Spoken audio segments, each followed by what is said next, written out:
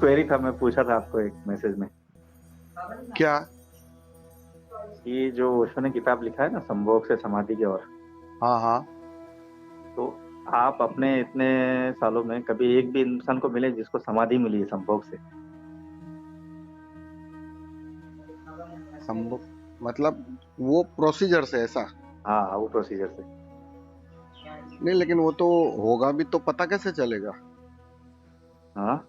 वो तो अपनी अंतर की यात्रा है वो तो जो जो कोई भी तंत्र या किसी और माध्यम से उस उस पर्टिकुलर मेथड्स में जाता है उसके लिए रिलेटेड। और संभोग से समाधि का मतलब वो नहीं है आप जो हाँ। समझ रहे हो। वो हाँ। संभोग से समाधि का मतलब है कि सिर्फ मूलाधार में नहीं जीना है, हाँ। कीचड़ में नहीं जीना है। हम्म। समाधि मतलब ब्रह्मचर्य, उस शिखर पर, उस हाँ। सहस्त्रार पे जीना है, सहस्त्रार हम्म। कमल खिलाना है।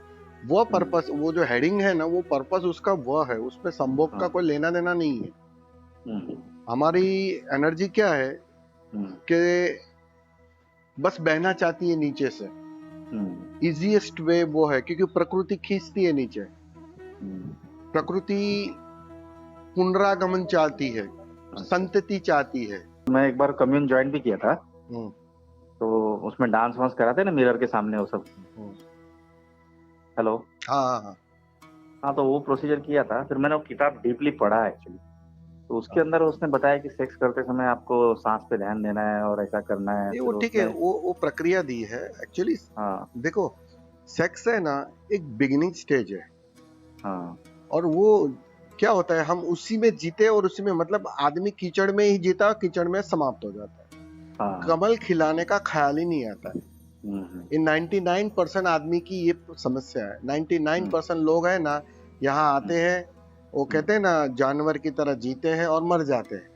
उसे पता हम्म। ही नहीं होता है कि मैं कौन हूँ, कि मुझे क्या जानना है। हु एम आई, उसकी कोई खोज नहीं है, कोई प्यास नहीं है। तो वो उसके बिना ही समाप्त हो जाता, मतलब कीचड़ में पैदा हुए और हम्म। कीचड़ में ही समाप्त हो गए। हम्म। ओशो क्या कहते हैं कि इस कीचड़ से थोड़ा ऊपर उठना पड़ेगा। हम्म। और जैसे ही तुम ऊपर उठोगे ना, तो एक दिन वह सहस्त्रार कमल खिलेगा और हम्म। वहां आनंद स्थित है, क्योंकि वो परमात्मा का हिस्सा है। इस बात को हम्म। समझ लेना, तुम्हारे शरीर में दोनों छोर है। जो प्रकृति से जुड़ा है वो मूलाधार भी है, और जो हम्म। सहस्त्रार, जो उस अस्तित्व से जुड़ा है, परमात्मा से जुड़ा है, वो भी है। हम्म। अब तुम किसमें जीकर अपना समय व्यय करते हो या समाप्त करते हो, वो तुम पर निर्भर है। समझ रहे हो? उस अर्थों में ओशो ने हर सब्जेक्ट पे बात कही है। हम्म। ओशो की एक्चुअली क्या होता है, ये संभोग से समाधि की ओर किताब से काफी लोग अट्रैक्ट हुए हैं। हम्म। ये हेडिंग ही ऐसा दिया है उन्होंने कि हाँ। लोग आकर्षित हो जाए। हम्म। लेकिन उनका पर्पस वो नहीं है। वो क्या कहना चाहते हैं कि यहाँ जगत में, इस पृथ्वी पर कोई भी सिस्टम ऐसी नहीं है कि जिससे तुम बुद्धत्व को उपलब्ध ना हो सको। सभी बराबर। सभी चीज तुम्हें वहीं ले जाती है। हम्म। सहज योग भी ले जाता है, कर्म योग भी ले जाता है, भक्ति योग भी ले जाता है। हर कोई चीज वही ले जाती है, तुम कुछ करो या ना करो। हम्म। इसलिए क्या होता है कि पर्टिकुलर जो साधना पथ पे उतरते हैं, मतलब बुद्धत्व की यात्रा शुरू करते हैं, ज्यादातर अभी तक का ओपिनियन ये था लोगों का कि वो काम और सेक्स के विरोध में चले जाते हैं। हम्म। तो विरोध में जाने के कारण वो खूंटी बंदी रहती है। तुम जिससे भी विरोध करोगे ना, उसी तल पर तुम रहते हो। तुम देखो, कल से सेक्स का विरोध करने लगो, दिमाग में सेक्स घूमने लगेगा, सेक्स की याद बनी रहेगी, काम बना रहेगा। बात समझ रहे हो मैं क्या बोल रहा हूँ? हाँ, ओशो कहते हैं तुम जिसका भी विरोध करोगे उसी, मतलब शत्रु, हम कहते नहीं है, एक कहावत है कि शत्रु चुनकर चॉइस करना, मतलब बहुत समझकर चॉइस करना। हाँ। क्योंकि शत्रु के तल पर तुम्हें उतरना पड़ता है। शत्रु अगर नीचे का तल का है तो तुम्हें नीचे आना पड़ेगा लड़ने के लिए।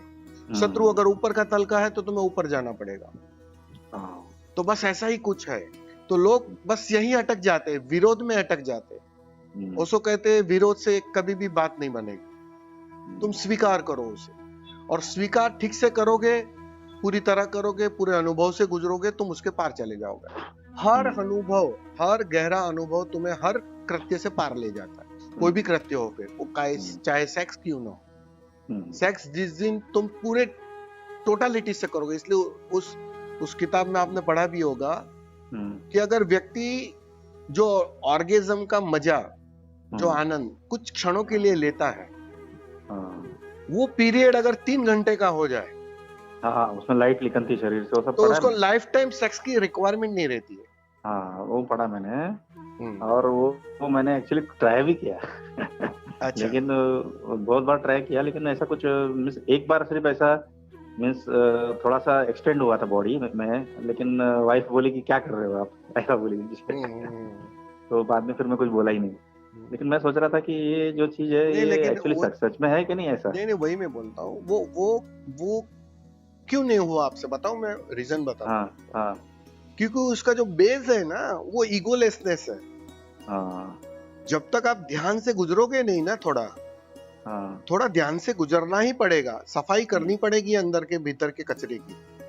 वो जब तक सफाई नहीं होती है, थोड़ा ईगो क्लियर नहीं होता है ना, तब तक वो टाइम एक्सटेंड हो ही नहीं सकता है। क्योंकि क्या होता है, देखो सेक्स में ज्यादातर व्यक्ति इन्वॉल्व हो जाते हैं, उसके कर्ता हो जाते हैं। साक्षी होने की अगर तुम्हारी आदत नहीं है, साक्षी होने की अगर ध्यान की तुम्हारी कोई पहचान नहीं है, तो तुम उस मोमेंट में भी इन्वॉल्व हो जाते हो, उसके कर्ता हो जाते हो। आप समझ रहे हो। और कर्ता कभी भी उस आनंद को उपलब्ध नहीं हो सकता, वो बह जाता है, उसको सिर्फ देखना है। साक्षी होना, ध्यान है क्या, वही साक्षी होने की कला है। तो वो आदत तुम्हारी थोड़ी गहरी निर्मित होगी, थोड़ा अहंकार विसर्जित होगा, तो जो आप हाँ, तो मैं वही वो परिणाम वही आएगा। था कि आप कभी ऐसा कोई पर्सन से मिले जिसके शरीर से 3 घंटा हुआ और लाइट लिखने, ऐसा कुछ अनुभव वाला कोई है? 3 चलो घंटे आधा वाले घंटा ही सही नहीं, ऐसा 3 घंटा वाला ऐसा कोई, देखो पर्सनल कोई बात इतनी शेयर नहीं करता है, लेकिन काफी लोग हैं ऐसे जो उतनी गहराई में है काम के। लेकिन ये सब बात ऐसी है ना कि कोई शेयर करेगा नहीं।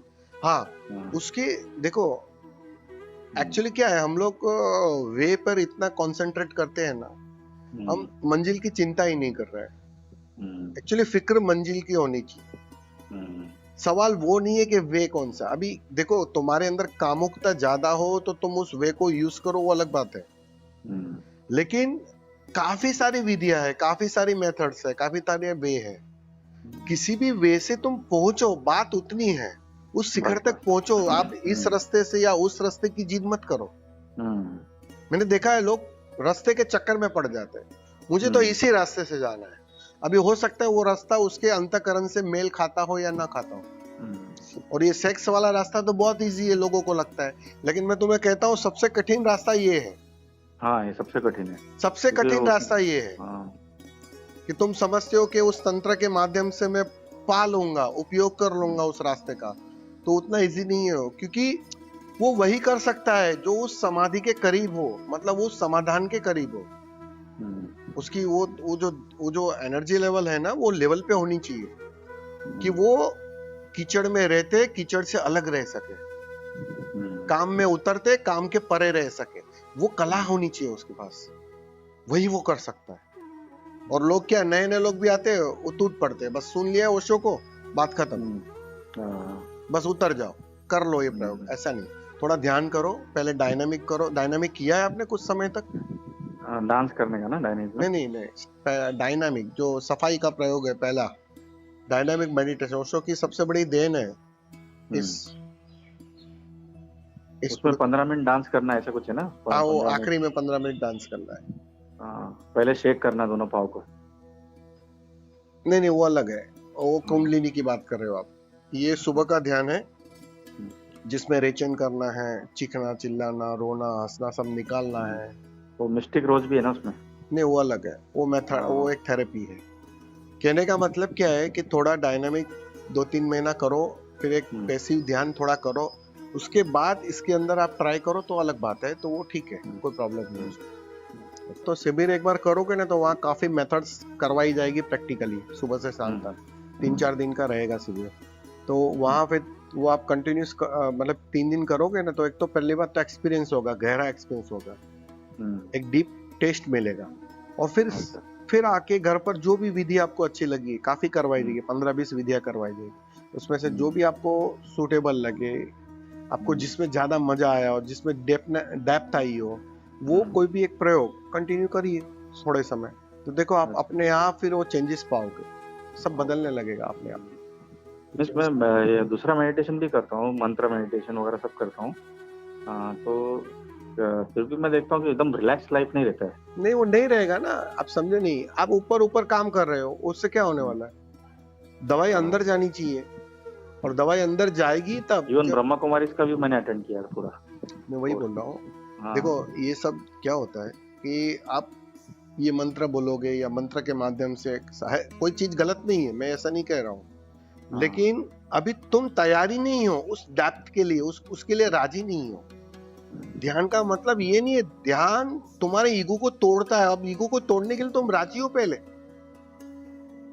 तुम तो एक अचीवमेंट के हिसाब से आ रहे हो ध्यान के लिए कि कुछ मिलेगा, शांति मिलेगी, आनंद मिलेगा, राइट? ध्यान करने के लिए ध्यान से मिलता नहीं है, कुछ कटता है, कुछ कम होता है। तुम बैंकरप्ट हो जाओगे ईगो में, तो वो कटता है। और ईगो जितना कम होता है, सीधी सी बात है, उसका परिणाम होता है कि शांति साफ हो जाती है, कि जगत में, जीवन में शांति है, आनंद है। ईगो के कारण अशांति थी। ईगो तुमने मतलब घना कर लिया था, मजबूत कर लिया था। आप समझ रहे हो? तो वो पर्पस ही रॉन्ग है ना आपका, कि आप कुछ अचीव करने के लिए आ रहे हो ध्यान में, बस चुक गए वहां, तो मतलब जो मिल रहा था वो भी नहीं मिलेगा। यहाँ तो कट्टा है कुछ, मतलब मूर्ति तो भीतर है, शांति अंदर है, आनंद अंदर है। वो व्यर्थ के पत्थर को पहले काटना पड़ता है, तो मूर्ति निखर जाती है। मूर्ति बनानी थोड़ी पड़ती है, मूर्ति निखरती है। सही बात। तो वैसे ही तुम्हारे भीतर भी वो शांति, आनंद, बुद्धत्व, समाधि की मूर्ति छिपी हुई है, आनंद की मूर्ति छिपी हुई है। बस उसके ऊपर के व्यर्थ के पत्थर को काटना है, उसको निकालना है, उसको समाप्त करना है। तो ध्यान उसे काटता है, इस बात को समझ लेना। क्योंकि असली पत्थर क्या है, असली जो परेशानी, कचरा क्या है? अहंकार का कचरा। वो टूटता है ध्यान से। बराबर। अब तुम वो तैयार नहीं हो उसके लिए, और फिर तुम दूसरी कितनी भी कोशिश करो, वो सब व्यर्थ जाएगी।